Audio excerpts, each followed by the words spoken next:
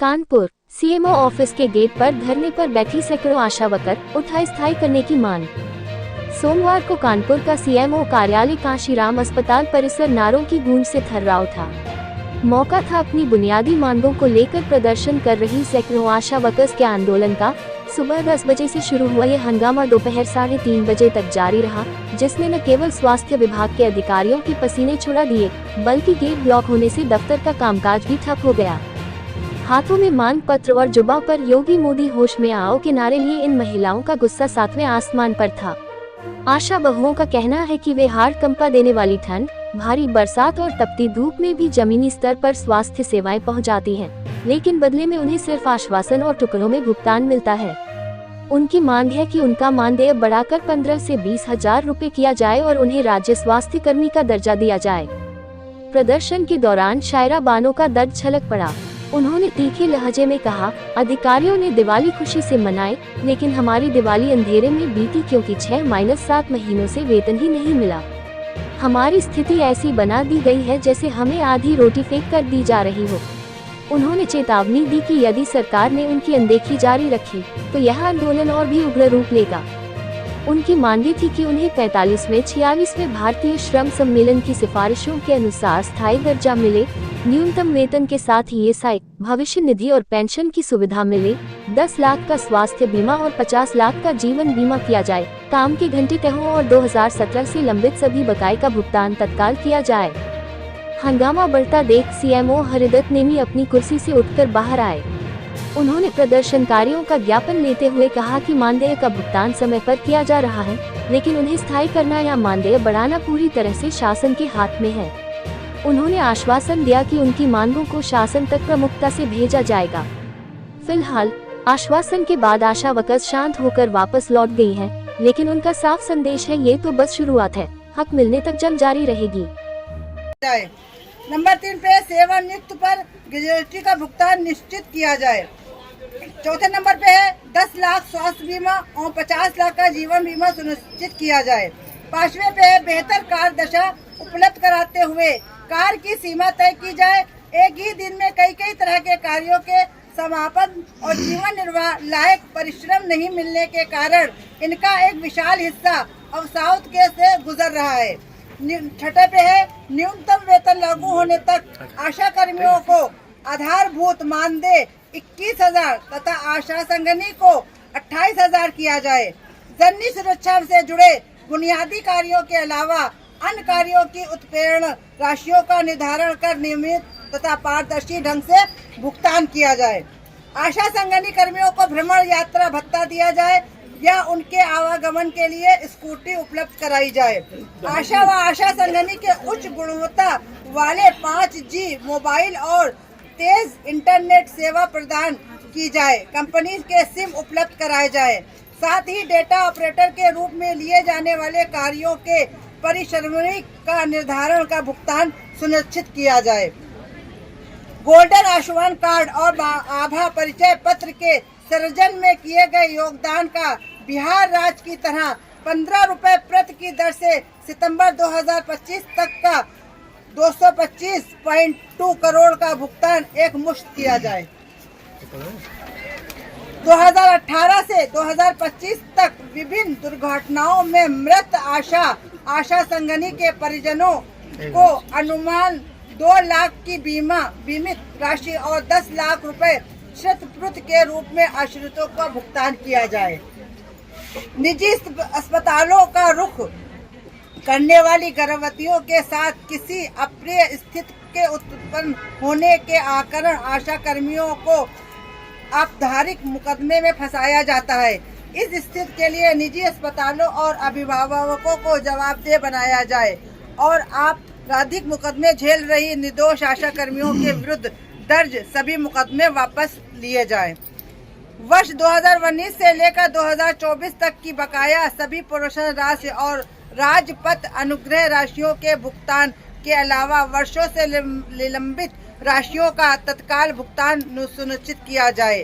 सभी जिलों में लैंगिक उत्पीड़न पर रोक लगाने के लिए JS कैश का गठन किया जाए और कमेटियों में आशा संगनियों को प्रतिनिधित्व किया जाए। धन्यवाद। तो इसलिए मैंने बार बार आपके जितने भी प्रतिनिधि थे स्टेट लेवल से डिस्ट्रिक्ट लेवल से मैंने सभी से बात की और मेरा यही उनसे आग्रह था कि कम से कम जो पोलियो राउंड है इसमें, क्योंकि हम सभी के बच्चे हैं, आप कहीं विदेश से नहीं हैं, आप भी कानपुर से ही हैं, आप भी एक लिमिटेड पॉपुलेशन पर कानपुर से ही हैं, आप ही के बच्चे हैं, तो उन बच्चों को कम से कम ये पोलियो राउंड ठीक से हो जाता।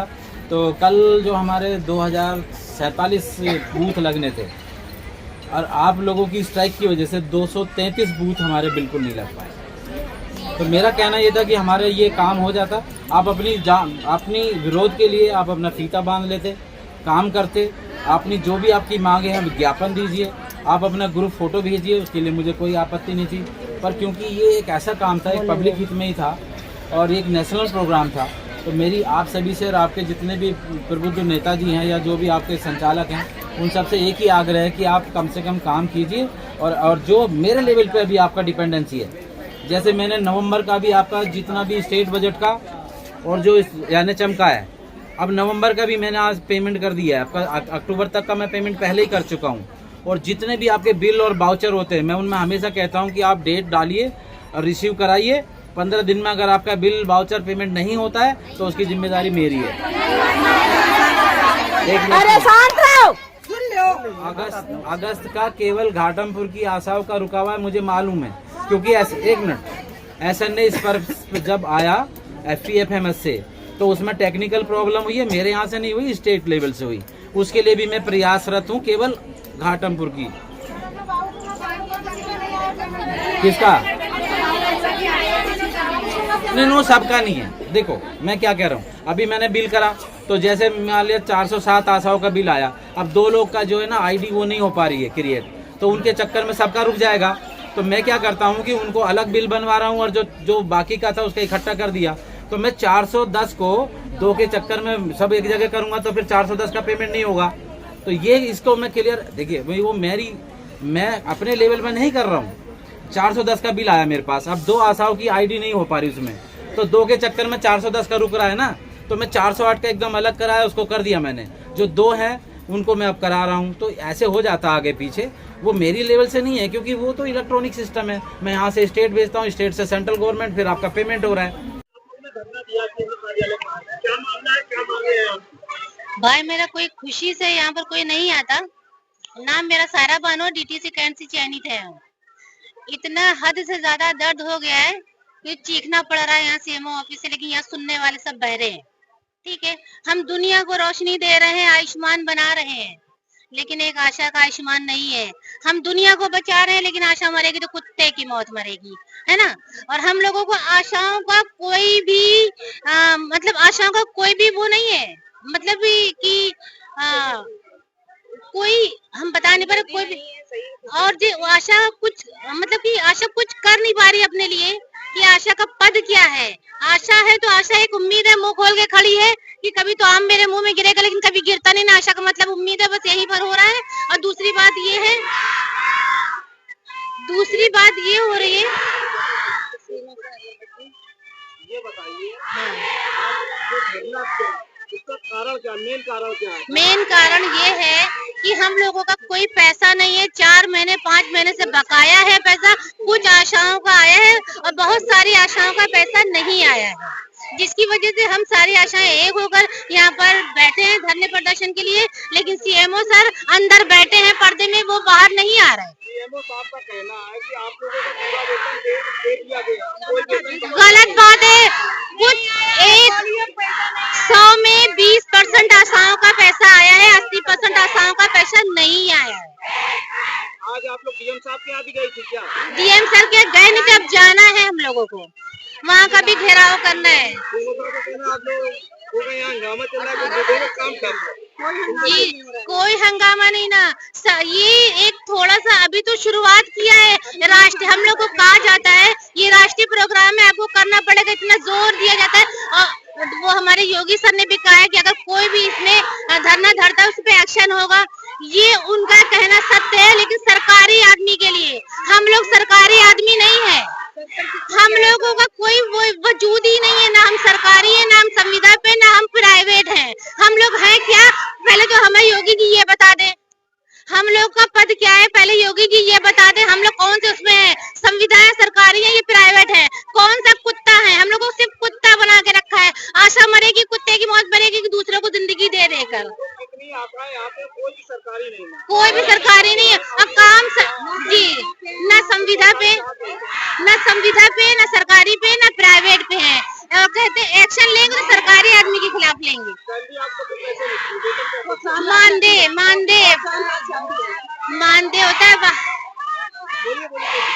मानदेय होता है हम लोगों का 2750 रुपए, अब उसको बढ़ा के 3100 रुपए किया गया है हम लोगों का। उसके अलावा 4-4 महीने हम लोग का पैसा नहीं आता। दीपावली में ये लोग शुभकामनाएं भेजते हैं, हम लोग के पास 1 रुपया भी नहीं था।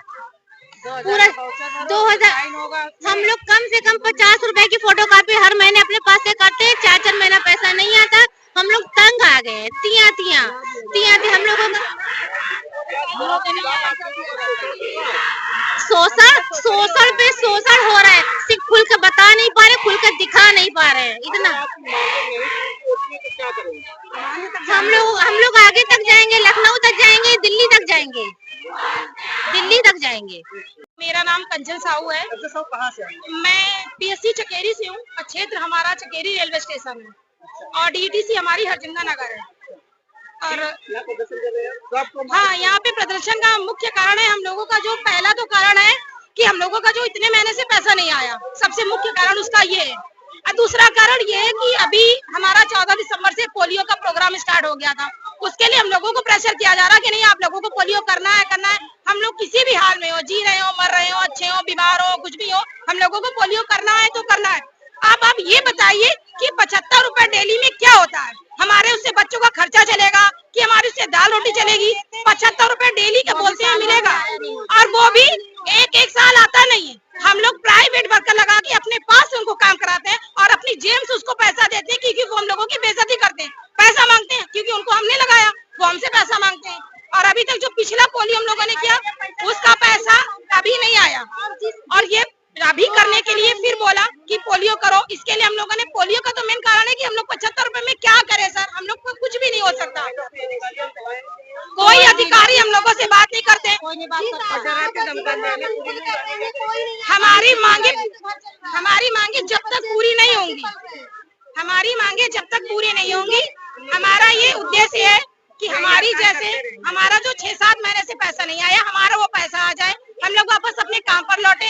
और हम लोगों का जो वेतन मिलता है 2000 रुपए, 2000 में क्या होता है? हम लोगों का 1500 रुपए बढ़ाया गया, वो भी हम लोगों को नहीं मिलता। जो 1500 रुपए बढ़ाया गया वो भी नहीं मिलता। हम लोग अपना ही पैसा लेना भूल जाते हैं, क्योंकि वो हम लोगों को फुटकर में पैसा मिलता है, 200, 100, 150, 50। हम लोग अपना ही पैसा नहीं जोड़ पाते। यदि हम लोग इतने ही पढ़े लिखे होते तो आशा की नौकरी क्यों कर रहे होते? हम लोगों से हर एक लेवल का काम लिया जाता है। कोई भी काम आएगा, आशा को पकड़ो। ऑनलाइन में हम लोग काम करते हैं। हमारी कुछ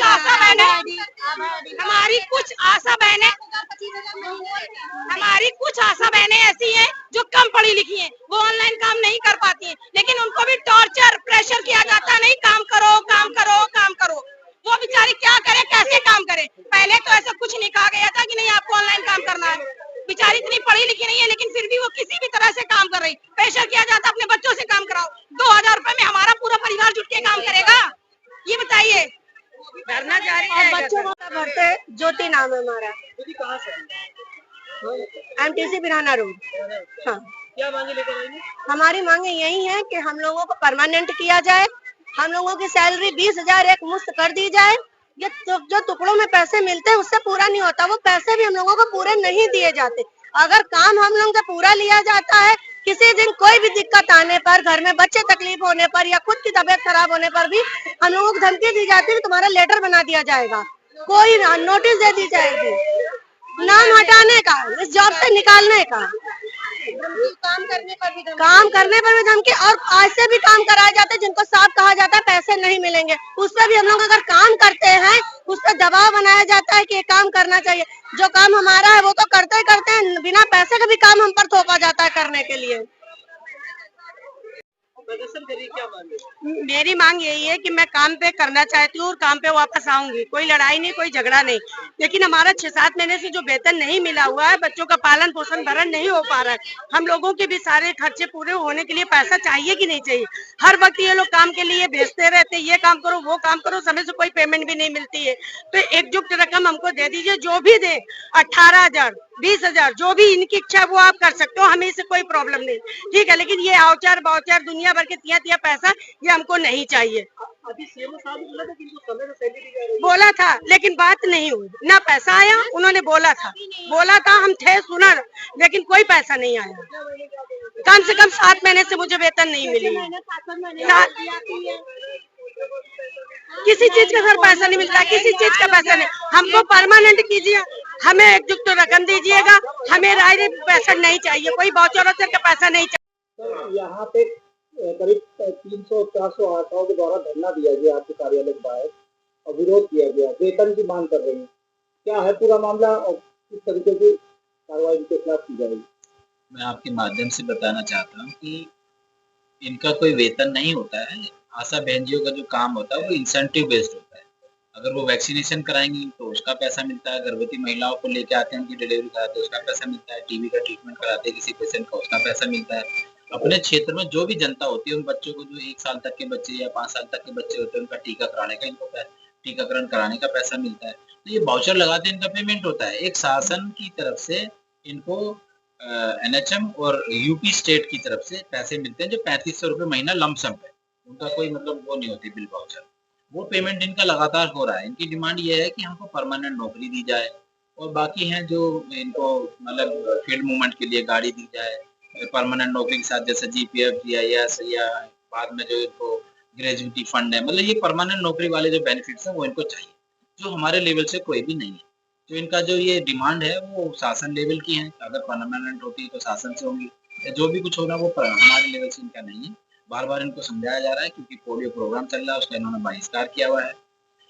बूथ वाले दिन हमारे जो है 2047 बूथ लगने थे, जिसमें से 233 बूथ इसलिए नहीं लग पाए कि आशा बहन जी जो है अपने कार्य का बहिष्कार कर रही थी। और आज हाउस टू हाउस एक्टिविटी है जिसमें बूथ के बाद जो शुरू होती है, ये पोलियो प्रोग्राम हमारा कंटिन्यू है और 22 तक चलेगा। मतलब लास्ट के 2-3 दिन में जो है ये बी टीम एक्टिविटी होती है, लेकिन अब क्योंकि हमारे पास मैन पावर कम हो जाएगी तो जो हाउस टू हाउस हमारा कवरेज होगा उसके बाद जो बचेगा उसके लिए हम शासन से परमिशन लेंगे और उन्हीं टीमों को आगे को बढ़ा के फिर हम 2-3 दिन में जो बचा हुआ एरिया होगा उस किसी को हम कवर करेंगे। शासन से इनका कितना वेतन निर्धारित किया गया है? नहीं, कोई नहीं, इनका कोई निर्धारित नहीं है। इनको एक फिक्स मिलता है जो स्टेट का मिलता है और स्टेट के साथ साथ एक एनएचएम से मिलता है जो टोटल 3500 रुपये होता है।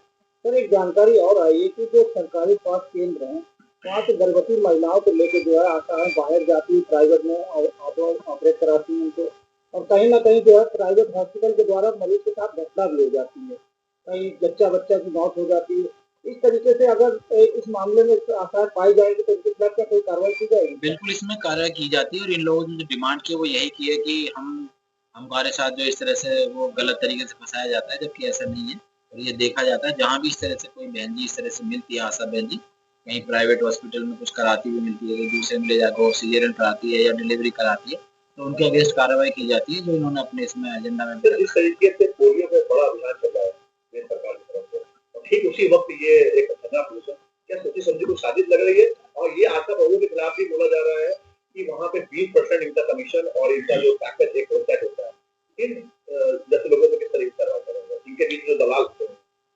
मैं वही कहना चाहता हूँ, जो भी आशा बहन जी अक्सर हमको प्राइवेट नर्सिंग होम या इधर उधर मिलती हैं तो उनके अगेंस्ट कार्रवाई की जाती है, जिसमें उन्होंने अपने एजेंडे में रखा कि उनका मुकदमा वापसी लिया जाए, उनके अगेंस्ट कार्रवाई ना हो।